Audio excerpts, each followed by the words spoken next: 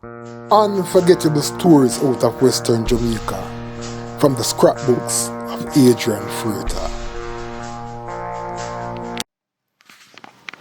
In the mid 1990s, just the mere mention of the name Clive Karate Georgie Lawrence was enough to drive fear into the heart of the most ardent criminals between Western Jamaica and St. Anne.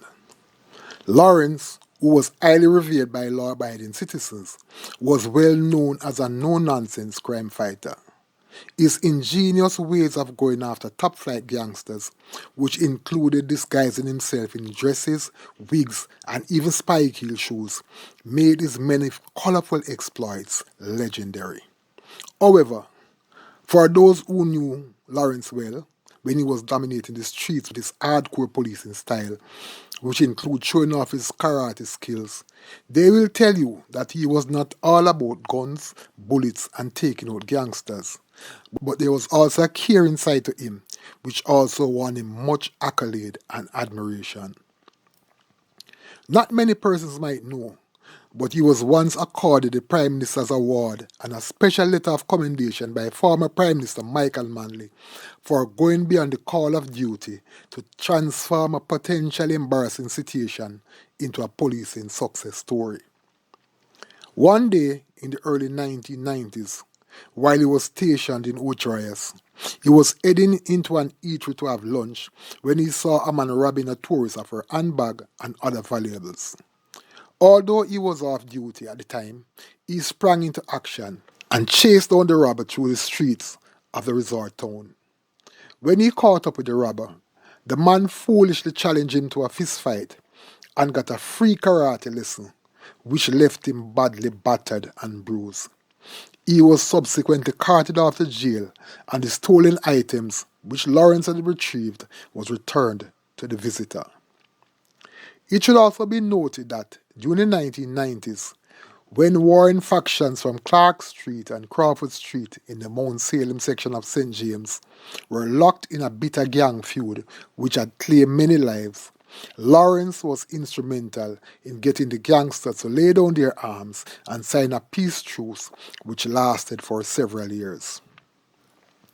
While Lawrence's exploit in St. James, which included coming up chumps in gunfight with notorious gangsters such as Miguel Jarrett and Lenroy Bircher, who once led the notorious Flower Hill Gang, in this edition of Lest You Forget, I will be looking back at a series of gunfights between Lawrence and the much feared killer, Icar Dread Panton, who had flanked her under a murderous siege in 1995, which made him St. James's most wanted man. In one of their gun battles, Lawrence came perilously close to being taken out by the brazen Panton. Lawrence and Police Inspector Everton Grant, who had gone searching for Panton in flanker, were surprised by the gangster, who seemingly caught them off guard and basically had them pinned down under heavy gunfire for quite a while. Grant was shot in his upper body and fell to the ground, leaving Lawrence and Panton in a bruising gunfight. While calling for a backup, Lawrence continued to push back Panton as bullets whistled around him. In the end, Panton retreated and then fled, leaving Lawrence and the badly wounded Grant at the scene of the gun battle, waiting on reinforcement. When reinforcement finally arrived, the badly wounded Grant, who was covered in blood, was rushed off to hospital where doctors battled to save his life. Luckily, after multiple surgery and several months of rehabilitation, he was able to make a complete recovery. Determined not to allow Panton to continue his murderous race unabated, on the morning of August 30, back into flanker under the cover of darkness. He knew his life was dependent on the intelligence he had gathered about the whereabouts of the gangster. This time around, it was Lawrence who surprised Panton.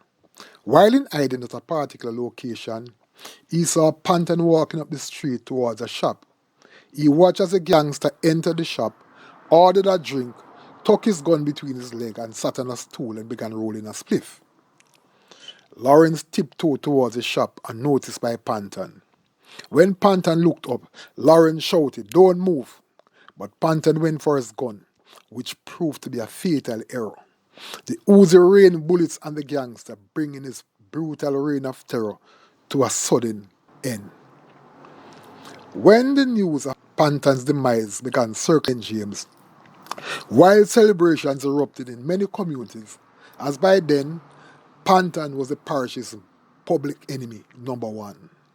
In looking back at that series of confrontations between Lawrence and Panton, which I reported on extensively in the Gleaner, there is no doubt that it lists very high among the unforgettable stories out of Western Jamaica. Unforgettable stories out of Western Jamaica from the scrapbooks of Adrian Freighter.